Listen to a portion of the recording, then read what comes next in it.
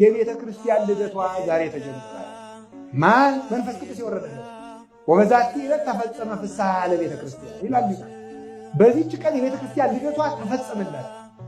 አግናጢዎስ ዘአንጾኪያ የሚባል ሊቅ ሲናገር መንፈስ ቅዱስ የት ነው ካልከኝ ቤተ ክርስቲያን ይችላል። ቤተ ክርስቲያን ምንድናት ካልከኝ የመንፈስ ቅዱስ ቤት ነው። ስለዚህ ቤተ ክርስቲያን ስታይ መንፈስ ቅዱስን ታየዋለህ። ስለዚህ በቤተ ክርስቲያን ስትኖር ከአባትህ ከመንፈስ ቅዱስ ጋር ትኖራለህ። ስለዚህ ምን አደረገ ተመልከቱ። የቤተ ክርስቲያን ልደቷ ተጀመረ። ለምንድን ነው? ክርስትና መንፈስ ቅዱስ በሰጠው ስልጣን ነው የምንነሳው።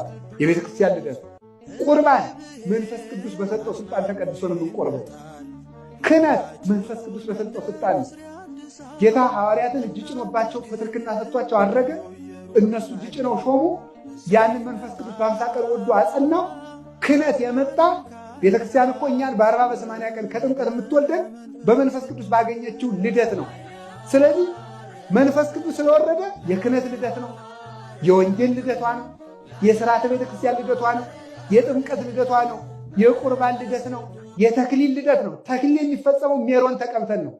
ሜሮን የምንቀባው መንፈስ ቅዱስ በዘይት ስለሚመሰል ነው። ዘይት ተቀብተው ነገስታት እንደሚነግሱ መንፈስ ቅዱስም ቅባት ፍስት ነውና ልጆቹን ስለሚያከብር የሰማይ ነገስታት ስለሚያደርግ ወአጽሐከ በክብር እሴ እንዳለ ነብዩ። ስለዚህ ቅባት ፍስት ነው፣ የህይወት ቅብ ነው እሱ።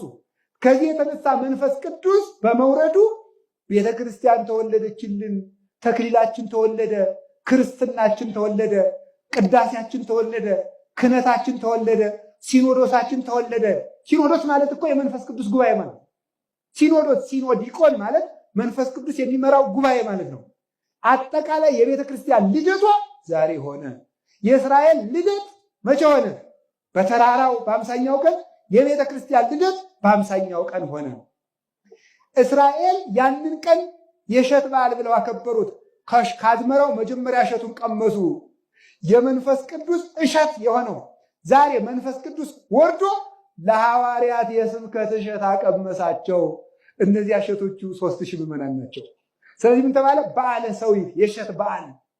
የበረከት እሸት ቀመሱ። የስብከታቸውን ፍሬ ዛሬ ቀመሱ እና መምህር በጻሕን መምህረ መምህራን መምህር በጻሕንም ዛሬ መንፈስ ቅዱስ እሸት ስላቀመሳቸው እንኳን ደስ ያለው በሏችሁላችሁ። በእውነት ማለት ነው። እነዚህ ይገርማችኋል። የሐዋርያት የመንፈስ ቅዱስ የመጀመሪያው እሸቶች በጰራቅሊጦስ በዓል ነው። የእሳቸውም የመንፈስ ቅዱስ እሸቶቻቸው አዝመራቸው 4 ዓመት ዘርተው ክርስቶስ ጭምር እኮ ነው። ክርስቶስ 3 ዓመት ከ3 ወር ይኸውላችሁ በቤተ ክርስቲያን ጎደሎ ሞልቶ